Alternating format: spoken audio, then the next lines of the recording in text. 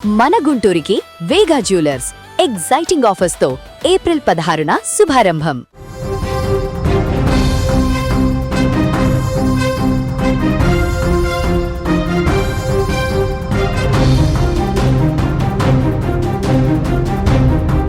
నిశ్శబ్దంగా ఉన్న రాత్రి, అందరూ గాఢ నిద్రలో ఉన్న సమయం, భూగర్భంలో మాత్రం ఒక్కసారిగా అలజడి మొదలైంది. అనకాపల్లి జిల్లాలో ఒకసారిగా భూమి కనిపించడంతో జనం ప్రాణాలు అరచేతిలో పెట్టుకుని వీధుల్లోకి పరుగులు తీశారు.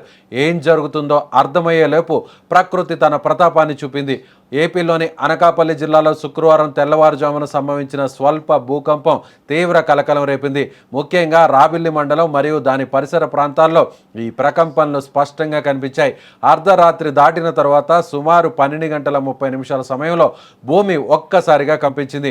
ఆ సమయంలో ఇళ్లలో నిద్రిస్తున్న వారు మంచాలు కదలడం, గిన్నెలు పడిపోవడం వంటి శబ్దాలతో ఉలిక్కి పడేలా లేచారు.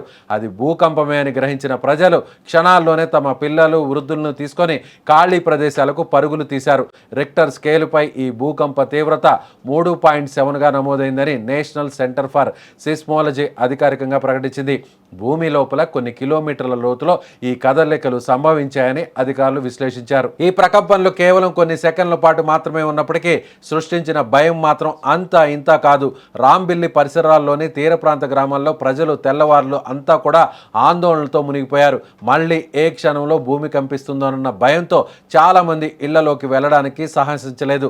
సాధారణంగా తీర ప్రాంతాల్లో ఇలాంటి మార్పులు సంభవించినప్పుడు ప్రజలు మరింత అప్రమత్తంగా ఉంటారు. అయితే అదృష్టవశాత్తు ఈ భూకంపం వల్ల ఎక్కడ ఇల్లు కూలిపోవడం కానీ, ఎవరికి గాయాలు కావడం కానీ జరగలేదు. ప్రాణ నష్టం, ఆస్తి నష్టం సంభవించలేదని ప్రాథమిక నివేదికలు చెబుతున్నాయి. జిల్లా యంత్రాంగం కూడా తక్షణమే స్పందించి పరిస్థితిని సమీక్షించింది. భూకంప తీవ్రత తక్కువగానే ఉన్నందున పెద్దగా భయపడాల్సిన పని లేదని నిపుణులు చెబుతున్నారు. కానీ ప్రకృతి వైపరీత్యాలు ఎప్పుడు ఎలా వస్తాయో తెలియదు కాబట్టి ప్రజలు అప్రమత్తంగా ఉండాలని సూచించారు. గాఢ నిద్రలో ఉన్న సమయంలో ఆకస్మికంగా వచ్చిన ఈ మార్పు అనకాపల్లి ప్రజలను తీవ్ర దిగ్భ్రాంతికి గురిచేసింది.